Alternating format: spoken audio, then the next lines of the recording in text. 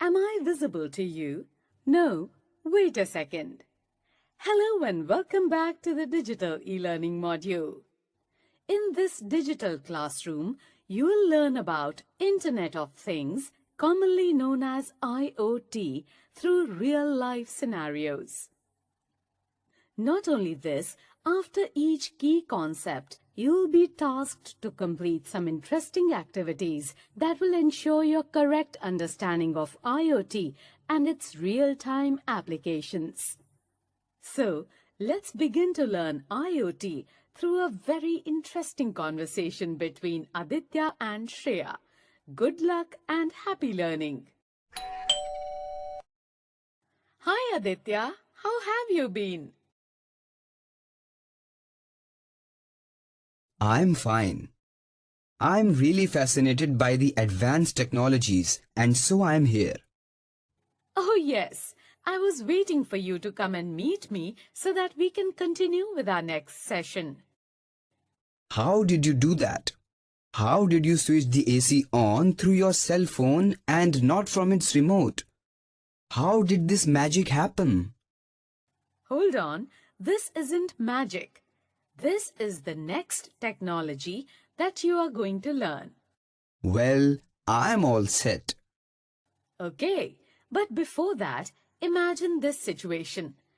When the alarm of your smartphone rings in the morning, you wake up and tap it to stop the alarm, which causes your geyser to be switched on automatically. The smart mirror in your bathroom shows the day's weather and also indicates the level of water in your overhead tank. After you take some groceries from your refrigerator for making breakfast, it recognizes the shortage of stock in it and places an order for the supply of fresh grocery items. When you step out of your house and lock the door, all lights, fans, geysers and AC machines get switched off automatically. On your way to office, your car warns you about traffic congestion ahead and suggests an alternative route. And if you are late for a meeting, it sends a message to your office accordingly. Oh my God! What is this world? Is such a situation even possible? Absolutely yes. We can reach to such a situation with the help of IoT. I've heard this buzzword IoT in some article, but I'm not aware of its actual meaning. What is IoT? The Internet of Things, IoT, is the network of physical objects or things embedded with electronics, software, sensors, and network connectivity, which enables these objects to collect and exchange data. IoT allows objects to be sensed and controlled remotely across existing network infrastructure, creating opportunities for more direct integration between the physical world and computer-based systems, and resulting in improved efficiency, accuracy, and economic benefit.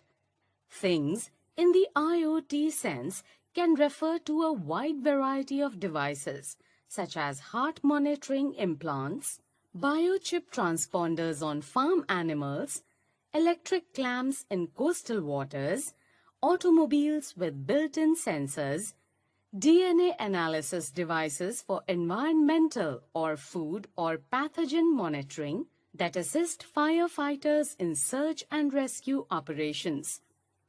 These devices collect useful data with the help of various existing technologies and then autonomously flow the data between other devices. But how does this happen? There must be some complexities involved to make such things happen, isn't it?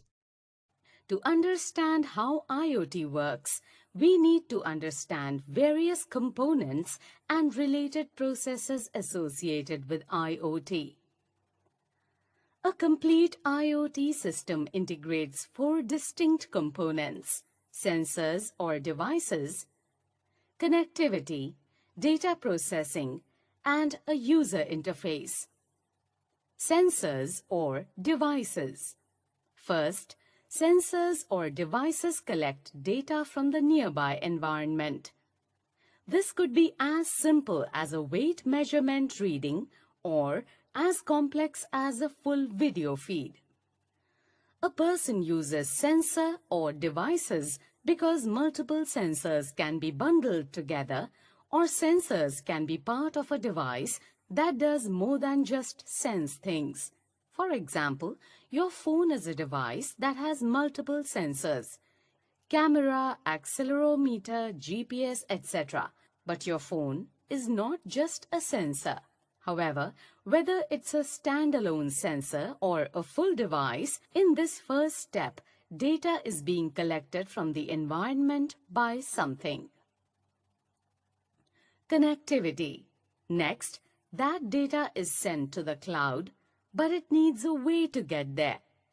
The sensors or devices can be connected to the cloud through a variety of methods, including cellular, satellite, Wi-Fi, Bluetooth, low-power wide area networks, LPWAN, or connecting directly to the Internet via Ethernet. Such option has trade-offs between power consumption, range, and bandwidth. Choosing which connectivity option is best coming down to the specific IoT application, but they all accomplish the same task: getting data to the cloud. Data processing. Once the data gets to the cloud, software performs some kind of processing on it. This could be very simple, such as checking that the temperature reading is within an acceptable range, or it could also be very complex, such as using computer vision on video to identify objects, such as intruders in your house. But what happens when the temperature is too high or there is an intruder in your house? That's where the user comes in. User interface. Next, the information is made useful to the end user in some way. This could be via an alert to the user, email, text, notification, etc. For example, a text alert when the temperature is too high in the company's cold storage. Also, a user might have an interface that allows them to proactively check in on the system. For example, a user might want to check the video feeds in their house via a phone app or a web browser. However, it's not always a one-way street. Depending on the IoT application, the user may also be able to perform an action and affect the system. For example, the user might remotely adjust the temperature in the cold storage via an app on their phone. And some actions are performed automatically. Rather than waiting for you to adjust the temperature, the system could do it automatically via predefined rules. And rather than just call you to alert you of an intruder, the IoT system could also automatically notify relevant authorities. This technology is unbelievable. Well, from the imaginary situation you mentioned in the beginning, I can understand how IoT can benefit individuals. But how it will be beneficial for the companies? Before coming to that, let me introduce you to my assistant. Your assistant? Yes, meet Rudel. Hi, Rudel. Hi. How may I help you? Tell me benefits offered by IoT to the industry. IoT offers many benefits to the industry, such as unprecedented connectivity, increased efficiency, cost savings, and time savings.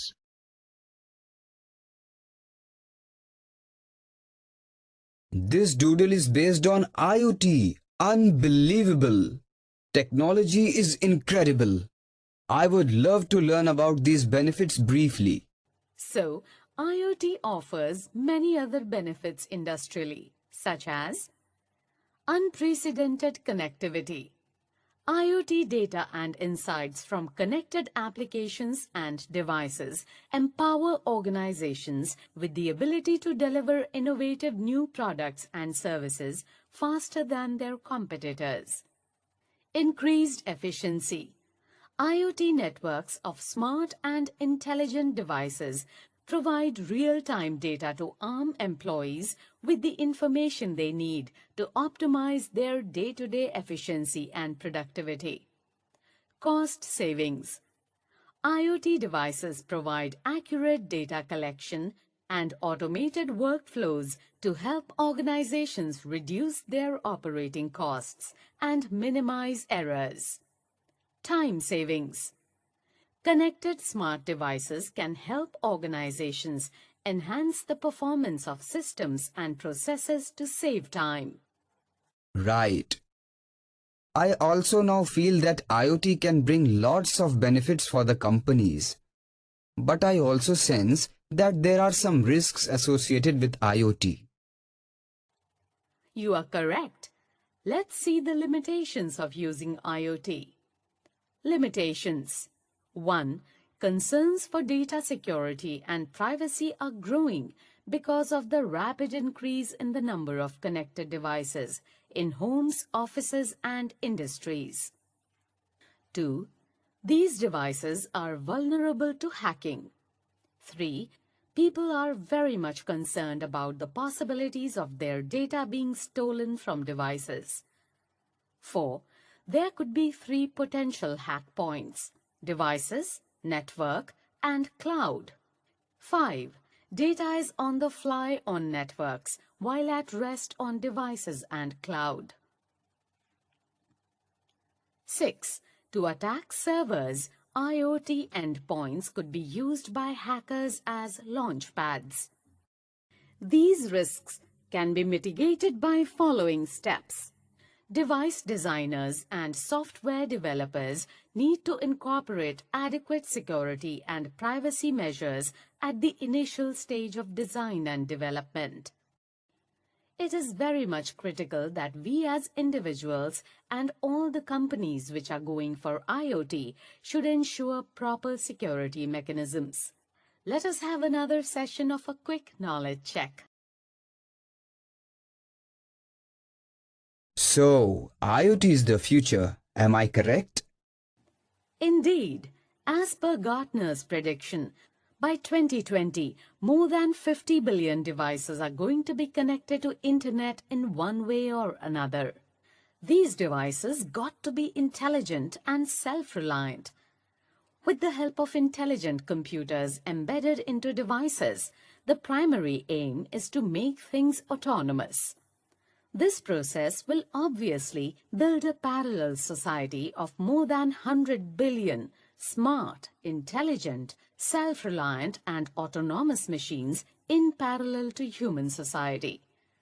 These machines will certainly help us in making business and production processes efficient.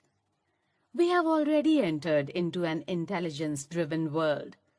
It will fuel continuous process of human evolution through a series of new inventions. Wow! Now I have a clear perspective of Internet of Things. This was all about IoT. I hope you enjoyed learning it. Yes, indeed. This was really fun and informative. Thanks for sharing this wonderful information.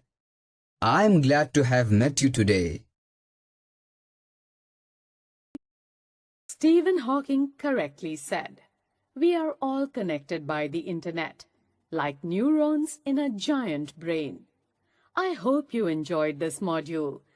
In the next module, we'll understand social media. See you there. Bye.